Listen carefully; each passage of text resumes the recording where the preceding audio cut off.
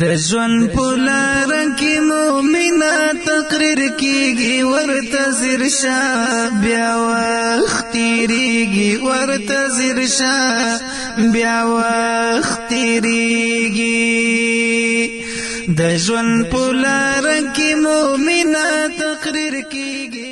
قدرمنو اوریدونکو، ستاسو پام راړو د الحاج مولوي محمد یاسین فهیم صاحب د رسول الله صلی الله علیه وسلم سپېڅلې نصیحتو خپرونې ته په دې هیله چې دا خپرونې تر پایه پورې واورئ او پوره ګټه ځینې واخلئ.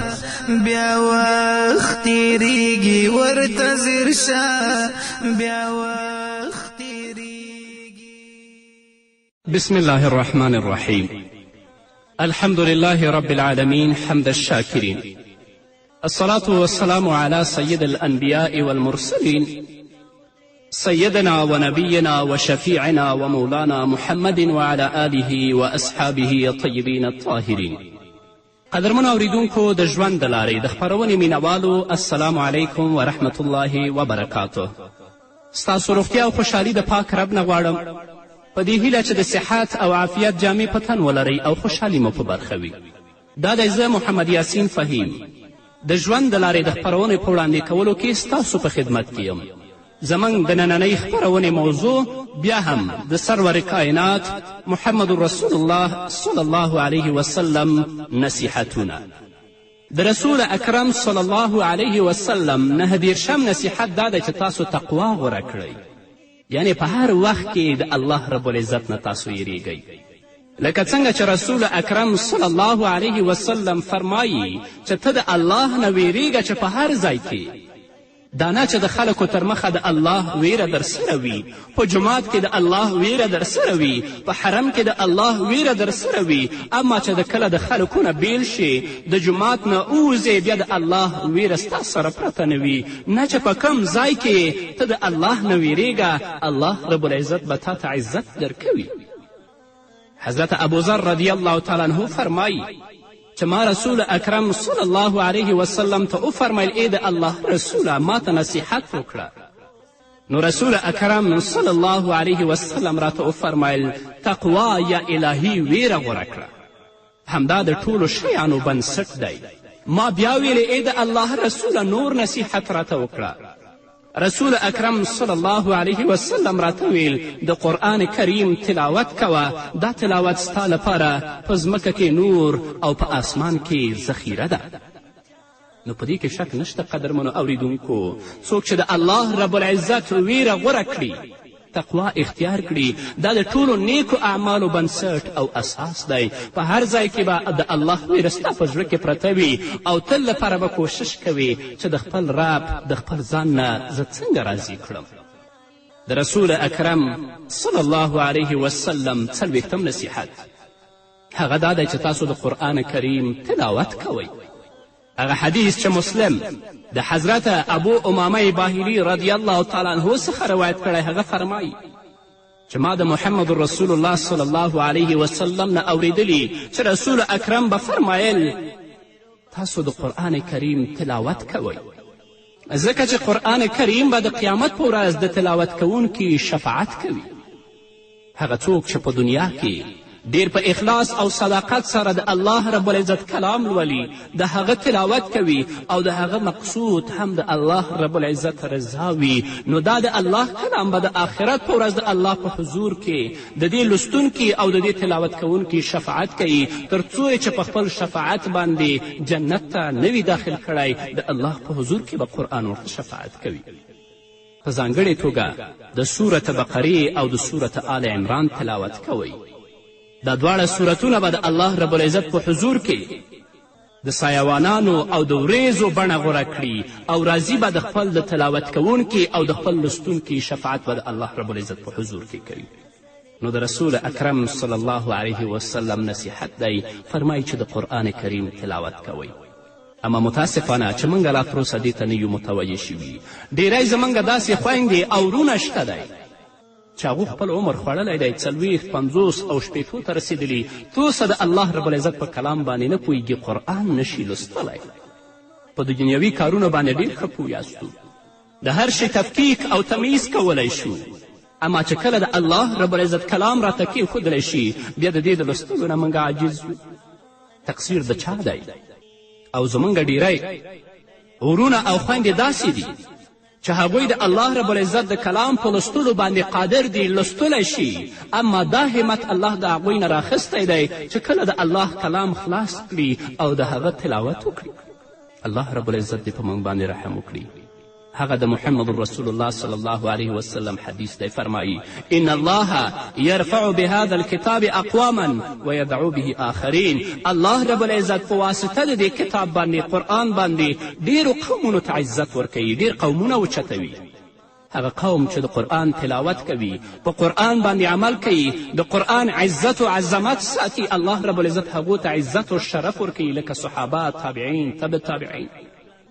خو کومو قومونو چې د قرآن نه فاصله واخیستله، د قرآن نه لرې شول، د قرآن نه غافله شول، هغه احکام او اوامر چې د الله رب العزت په قرآن کې ذکر دي په هغې عمل ونه که، اصلا نه په قرآن پوهیږي، نه تلاوت کوي او نه پرې عمل کوي، دا قوم به الله ذلیله کوي او په دیو باندې به الله کفار مسلط کوي او د هغو پلیتو د ظلم او د وحشت لاسونه به د دې مسلمانانو په وینو باندې درسري، لکه څنګه چې الله فرمایي ان الله لا یغیر ما بقوم حتی یغیروا ما بانفسهم.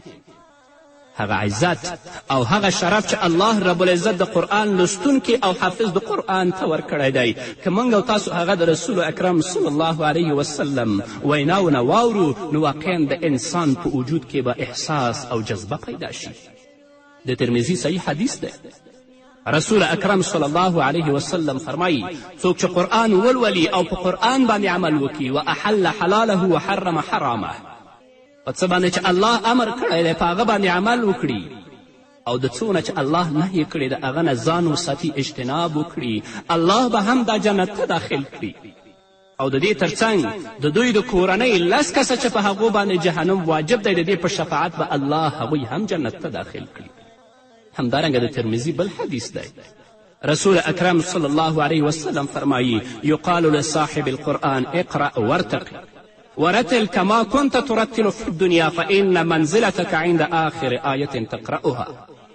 د قرآن کریم قاری ته به د آخرت په ورځ باندې ویل کیږي چې ته قرآن لوله او پر مخ ځه او د قرآن کریم تلاوت ډیر په کراره کوه، لکه څنګه چې تا په دنیا کې د قرآن کریم تلاوت په ترتیل سره کوه، او د ستا منزلت او د ستا ځای به په هغه ځای کې چې کوم ځای کې ته قرآن ختموي، کوم آخري آیت ته تلاوت کوي هغه به ستا تمځای وي. دا عزت او دا شرف الله رب العزت د قرآن لوستونکي او د قرآن د حافظ ته دا ورکړی دی. خو هغه حافظ ته چې هغه په قرآن باندې عمل کوي. نن ورځ ځینې حفاظ موږ وینو د رسول اکرم صلی الله علیه وسلم د سنتو نه خلاف د هغو کار دی، ګیره په مخ نشته. حافظ د قرآن دی او د رسول الله صلی الله علیه وسلم ګیره ښیي. حافظ د قرآن دی، لباس اسلامي لباس نه دی، دا شرف هغو لپاره نشته، بلکې دا قرآن به د آخرت په ورځ د الله په حضور کې د دې حافظ نه شکایت کوي، لکه څنګه چې رسول الله فرمایي القرآن حجة لک او علیک. قرآن یا ستا نفي لپاره حجت او دلیل دی، یا ستا ضرر لپاره حجت او دلیل دی. راشئ د خپل اولادونه د الله رب العزت کلام ته کینوئ، د رسول الله صلی الله علیه وسلم احادیثو ته کینوئ، هغو ته دین وروښیئ. دا ستاسو اولاد حق دی په تاسو باندې. که غواړئ چې ستاسو په سر باندې د آخرت په ورځ ستاسو د مور و پلار په سر باندې د عزت او د شرف تاج وي، خپل اولاد قرآن ته کینوئ، هغو ته قرآن یاد کړئ، قرآن پرې حفظ کړئ. نن دې ته ښه آماده یو چې هغو باندې دنیوي زده کړې وکړو، عصري علومو ته کینوو. اما دا پوښتنه موږ کله د اولاد نه ده کړې چې بچیه ته په مانځه باندې پوهیږې، ته د الله په کلام باندې پوهیږې، کله جماعت او مدرسې ته بو نه ته چې هغه دیني زده کړې وکړي. الله رب العزت دې په موږ باندې رحم وکړي. دا د رسول اکرم صلی الله علیه وسلم نصیحتونه دي چې د دې په اوریدلو او د دې په عملي کولو باندې انسان ته الله رب العزت عزت د دنیا او آخرت ورکوي. او څوک چې د دې نه غفلت کوي، نه یوري او په خپل ژوند کې د رسول الله وینا نه عملي کوي، د هغه د دنیا ژوند به ډیر تنګ او بې عزته او په آخرت کې به الله څخه مسئول وي. د رسول اکرم صلی الله علیه وسلم 41 نصیحت هغه دا دی چې تاسو خیرات کوئ، صدقات کوئ. هغه حدیث چې امام احمد رحمه الله په خپل مسند کې روایت کړی د حضرت انس بن مالک نه، هغه فرمایي چې رسول اکرم صلی الله علیه وسلم ته د بنو تمیم د قبیلې نه یو کس راغی او رسول اکرم صلی الله علیه وسلم ته یې وفرمیل ای د الله رسوله زه ډېر شتمن یم، زه ډېر مال لرم، دولت لرم، جایداد لرم، خو ته ما ته ووایه چې پر څه شي باندې زه د خپل مال او دولت مصرف کړم. رسول اکرم صلی الله علیه وسلم ورته وفرمیل چې د خپل مال زکات ورکوه، ځکه زکات پاکي ده. تا به الله رب العزت پاک کړي، ستا مال به الله پاک کړي. له خپلو نږدې خپلوانو سره صلې رحمي کوه او د سائل ګاونډي او مسکین حق وپیژنه. دا د رسول الله صلی الله علیه وسلم نصیحت و هغه شتمن ته. نن دې راشي زموږ شتمن ورونه دي دا د رسول الله صلی الله علیه وسلم نصیحت په خلاصو غوږونو باندې واوري چې دوی خپل مال په څه کې مصرف کړی.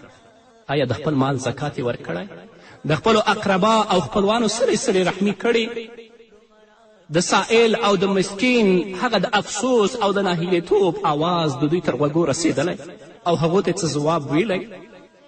اوس چې پیسې پیدا شي هغوی د فساد او د منکراتو بنسټ په خپلو پیسو باندې ږدي. الله رب العزت به تا نه پوښتنه کوي چې دا پیسې دې د کم ځای کړې او په کم ځای کې دې مصرف کړې. دا د رسول الله نصیحت هم دی. زما توصیه هم شتمنو وروڼو ته دا دی چې کوشش کوئ چې د خپل مال زکات ادا کړئ. خپلو خپلوانو سره صلې رحمي کوئ، د مسکین او د فقیر آواز اورئ. که غواړئ چې مالم تل لپاره وي، تاسو هم پاک وئ، مالم پاک وي او دوامداره وي. الله رب العزت عزت هم په دنیا کې او په آخرت کې درکړي. دا د رسول الله صلی الله علیه وسلم وینا واورئ. او هغه شتمن چې د خپل د مال زکات نه ورکوي په خپله دنیا باندې د فساد بنسټ په دنیا کې ږدي چې په هغه باندې خلک په فساد رواني. دا مال به د آخرت په ورځ مار وي، اژدهار به وي د دې په غاړه کې به پروت وي او دا به ورته وي چې انا مالک و انا کنزک او په دې مال به د دې تندی د دې شاګانې د آخرت په ورځ باندې داغل کیږي. او څومره بد خلک چې په دنیا کې دې بنسټ د فساد ایښی چې تر آخرت ورځې پورې پې عمل کوي د دوی ګناه به الله هم دې بنسټ ایښودونکي ته رسوي. الله رب العزت دې موږ ته توفیق راکړي چې د رسول اکرم صلی الله علیه وسلم نصیحتونه په خلاصو غوږونو باندې واورو او هغه په خپل ژوند کې عملي کړو. د رسول اکرم صلی الله علیه وسلم 42 نصیحت هغه دا دی چې د مصیبتونو د ختمولو او د قرض ادا کولو لپاره دا دعا وایي. هغه به دعا به اوس زه درته ووایم. هغه حدیث چې ابو داود د حضرت ابو سعید خدري رضی الله تعالی عنه څخه روایت کړی دی. ابو سعید خدري وایي یوه ورځ رسول اکرم صلی الله علیه وسلم مسجد نبوي ته ننوت. ویې لیدل چې په جومات کې ابو امامه ناست دی. رسول اکرم صلی الله علیه وسلم ورته وفرمیل ای ابو امامه زه تا په دې وخت کې له لمانځه پرته په مسجد کې وینم، یعنی جومات د مانځه وخت هم نه دی، ته په جومات کې په دې وخت کې څه کوې؟ ابو امامه ورته ویلې یا رسول الله ما ته ځینې مصیبتونه راپېښ شوي او قرض را باندې دی، نو ځکه زه راغلی یم جومات کې ناست یم. رسول اکرم صلی الله علیه وسلم وفرمیل ای ابو امامه زه تاسو ته داسې دعا در ونه ښیم چې تاسو هغه ولولئ، مصیبتونه دې ختم شي او قرض دې هم ادا شي. ابو امامه ویلې ولې نه یا رسول الله ته هغه دعا ما ته راوښیه. نو رسول اکرم صلی الله علیه وسلم وفرمیل چې سهار او ماښام دا دعا وایه اللهم انی اعوذ بک من الهم والحزن واعوذ بک من البخل والجبن واعوذ بک من غلبة الدین وقهر الرجال. ای الله زه له غم او تکلیفه ستا پناه غواړم، پناه غواړم له عاجزي او سستي څخه او همدارنګه په تا پناه غواړم له بخله، له بېزړهتوبه، د قرض له غلبې او د خلکو له قهره. ابو امامه وایي چې ما د همدې دعا په ویلو شروع وکړه نو الله رب العزت زما غمونه هم ختم کړل او قرض مې هم ادا شو. نو که غواړې چې د مصیبتونو خلاص شي، له غمونو خلاص شي او هغه قرض چې ستا په اوږو باندې بوج پروت دی، راشه د رسول الله دا نصیحت واوره او سهار او ماښام د الله د اوامرو تابعداري هم کوه او دا دعا ولوله. الله رب العزت به دې مشکلات درته حل کړي. الله دې زموږ مشکلات، زموږ قرضونه او د ټولو مسلمانانو قرضونه په خپل فضل او رحم او کرم سره خلاص کړي. نور به م واورو، خود یوې دمې نه وروسته فایدې ترې واخلئ مومن ځوانه، فایده ترې واخله مومن ځوانه، د دوی خبرې په زړګي باندې لګيږي ورته زیر شه بیا وخت تیریږي ورته زیر شه بیا وخت تیریږي د ژوند په لاره کې مؤمنه تقریر کېږي ورته زیر شه بیا وخت تیریږي ورته زیر شه بیا وخت تیریږي. قدرمن اورېدونکو بیا هم زموږ سلامونه او نیکې هیلې ومنئ. د رسول اکرم صلی الله علیه وسلم 43 نصیحت هغه دا دی چې مخکې د دې نه چې تاسو ویده شئ دا دعا لولئ. هغه حدیث چې بخاري او مسلم د حضرت برا بن عازب نه روایت کړی هغه فرمایي چې رسول اکرم صلی الله علیه وسلم وفرمیل کله چې ته خپلې بسترې ته ورشئ نو دا دعا وایه. دلته ډېرې دعاګانې ذکر کیږي قدرمنو اورېدونکو، خو کومه چې تاسو ته آسانه وي هغه تاسو یاده کړئ. چې کله د خپل بسترې ته ورځئ خوب ته ورځئ هغه دعا وایئ. دعاګانې ډېرې چې کومه تاسو ته آسانه وي هغه زده کړئ. هغه دعا دا ده: اللهم اسلمت نفسي الیک ووجهت وجهي إليك وفوزت أمري إليك والجأت ظهري إليك رغبة ورهبة إليك لا ملجأ ولا منجأ منك إلا إليك آمنت بكتابك الذي أنزلت ونبيك الذي أرسلت فإنك إن مت من ليلتك مت على الفطرة وإن أصبحت أصبحت خيرا. رواه بخاري ومسلم. ای الله زه ځان تا ته سپارم، مخ مې تا ته که چارې مې تا ته وسپارلې، شا مې ستا په پناه کې ورکړه. له تا سره په مینه لرلو او ویرېدلو زما تمځای او د خلاصېدو مقام ستا طرف ته دی. ما ستا پر هغه کتاب ایمان راوړی چې تا نازل کړی دی او پر هغه رسول مې ایمان راوړی دی چې رالیږلی دی دی. نو رسول الله صلی الله علیه وسلم هغه صحابي ته وایي کله چې ته د خوب بسترې ته ورځې او دا دعا ووایې که ته په همدې شپه وفات شوې نو پر اسلام به مړ شې او که سهار راپورته شوې نو په خیر به راپاڅېږي. دا ډېرې اسانې دعاګانې دي، خو په دې شرط باندې چې موږ احساس د مسئولیت وکړو او دا دعاګانې یادې کړو.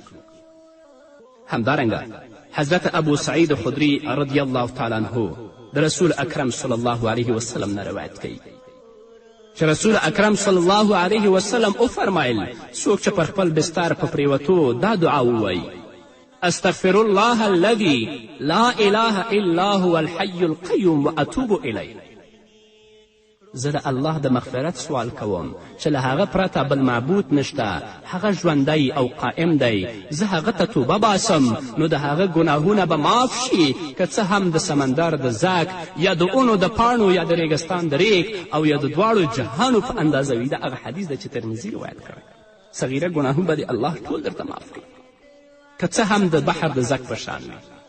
که هغه مخکینی دعا تاسو نشئ یادولی، دا خو یادولی شئ چې استغفر الله الذي لا اله الا هو الحي القیوم واتوب الیه. چې کله بسترې ته ورځې د خوب نه وړاندې دا دعا ولوله بیا ویده شه.